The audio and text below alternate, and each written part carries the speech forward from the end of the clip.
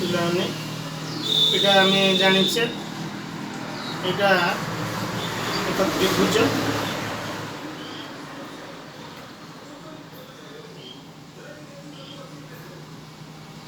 ଏଇଟା ଗୋଟିଏ ଆୟତ ଚିତ୍ର।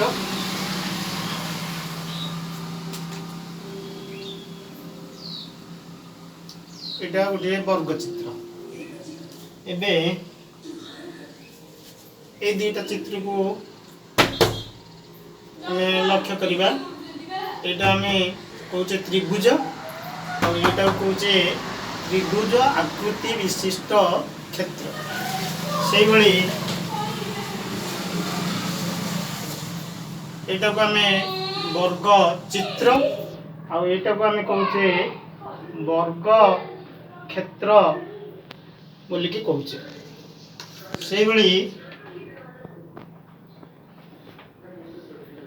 एटा को आमे आयत चित्र कहूचे और एटा को आमे कहूचे आयत क्षेत्र।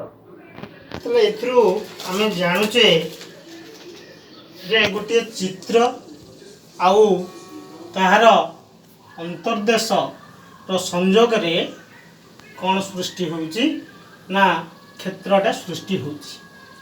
तले एई क्षेत्र रो जो माप क्षेत्र रो माप को आमे क्षेत्रफल कहूचे।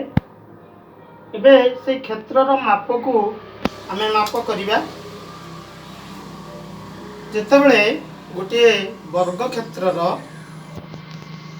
बाहुर दैर्घ्य 1 एकक हेबो सेतेबेले तार क्षेत्रफल को आमे 1 वर्ग एकक बोलिकी कहिबा। जदि गोटे वर्ग क्षेत्रर बाहुर दैर्घ्य 1 सेंटीमीटर हेबो 1 सेंटीमीटर ये मध्य 1 सेंटीमीटर एटा मध्य 1 सेंटीमीटर एटा मध्य 1 सेंटीमीटर ताले आर क्षेत्रफल होची 1 वर्ग सेंटीमीटर 1 वर्ग सेंटीमीटर। से भली जदि आमे गोटे बड़ वर्ग क्षेत्र अंकन करिबा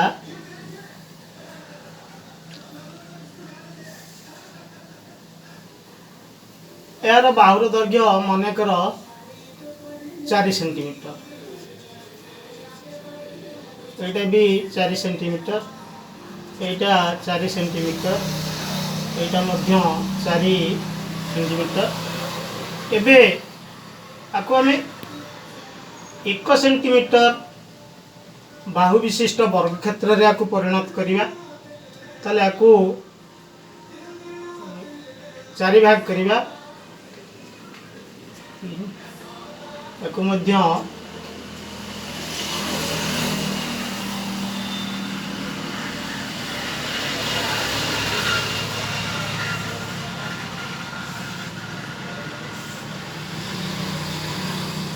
ताले एबे एटी केतोटी 1 सेंटीमीटर दीर्घ बाहु विशिष्ट केतोटी वर्ग क्षेत्र आमे पाइबा 1 2 3 4 5 6 7 8 9 10 11 12 13 14 15 16 अर्थात 4 सेंटीमीटर दीर्घ बाहु विशिष्ट वर्ग क्षेत्रर क्षेत्रफल होची 16 वर्ग सेंटीमीटर एक वर्ग सेंटीमीटर।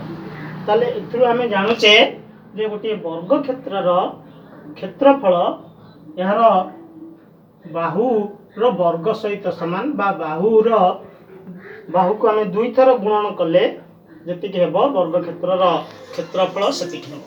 ताले वर्ग क्षेत्रर क्षेत्रफल बाहु रो वर्ग सहित समान। वर्ग क्षेत्रर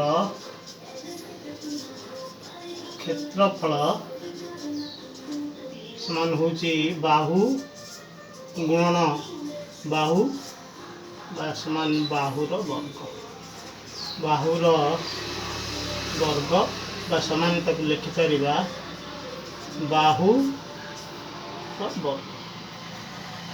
आउ तार एकक जदि सेंटीमीटर थाए ताले क्षेत्रफल एकक हबो वर्ग सेंटीमीटर। जदि मीटर थाए ताले तार क्षेत्रफल एकक हम वर्ग मीटर।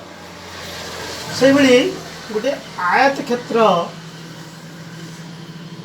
क्षेत्रफल आम निरूपण करवा।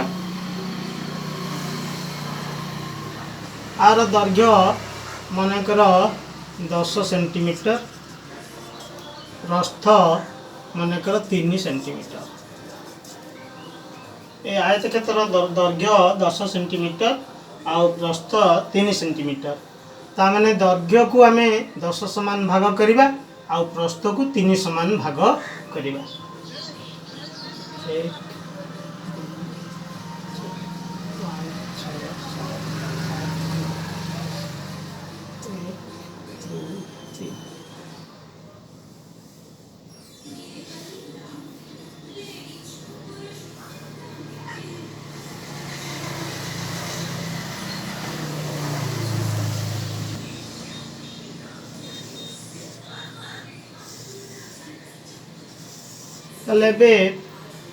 एक सेंटीमीटर बाहु विशिष्ट केतोटी वर्ग क्षेत्र आम पाइबा 1 2 3 4 5 6 7 8 9 10 11 12 13 14 15 16 17 18 19 20 21 22 23 24 25 26 27 28 29 30 31 32 33 34 35 36 37 38 39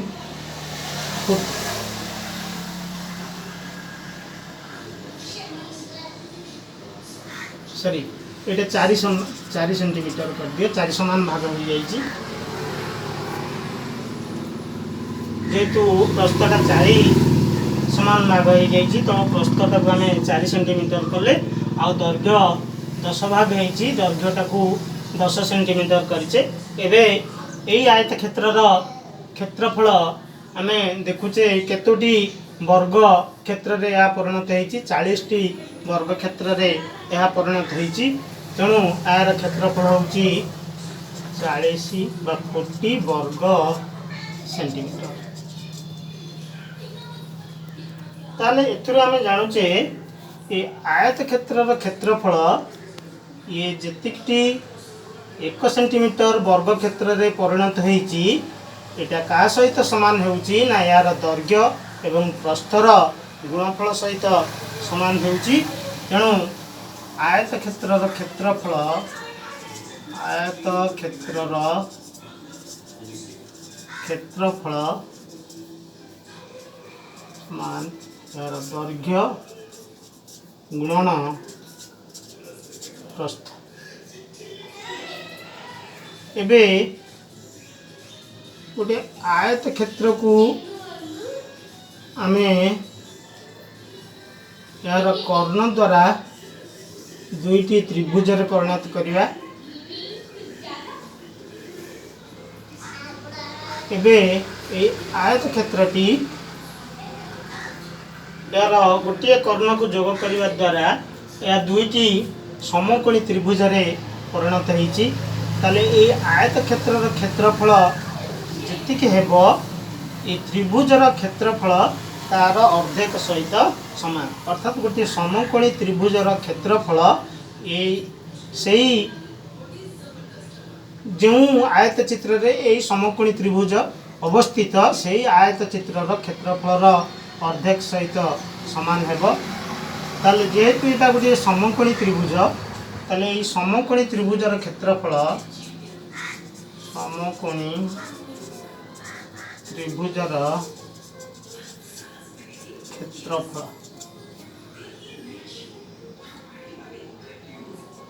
आयत क्षेत्रर क्षेत्रफल अर्धेक सहित सामान। तेणु हाफ इंटू दैर्घ्य गुणन प्रस्थ।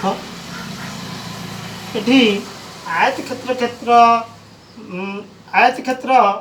जिते थिला आयत क्षेत्र रे आमे एटा को दैर्घ्य आउ एटा को प्रस्थ कहउथिले बा एटा को दैर्घ्य आउ एटा को प्रस्थ कहउथिले। जेतेबेले ये समकोणी ए त्रिभुज कथा आमे चिंता करिवा ताले ये समकोणी त्रिभुजर क्षेत्रफल आमे आउ दैर्घ्य प्रस्थ न लेखिकी आमे लिखिपारिबा ये समकोण संलग्न बाहुद्वयर गुणफल सहित समान हाफ इंटू समकोण संलग्न बाहुद्वयर गुण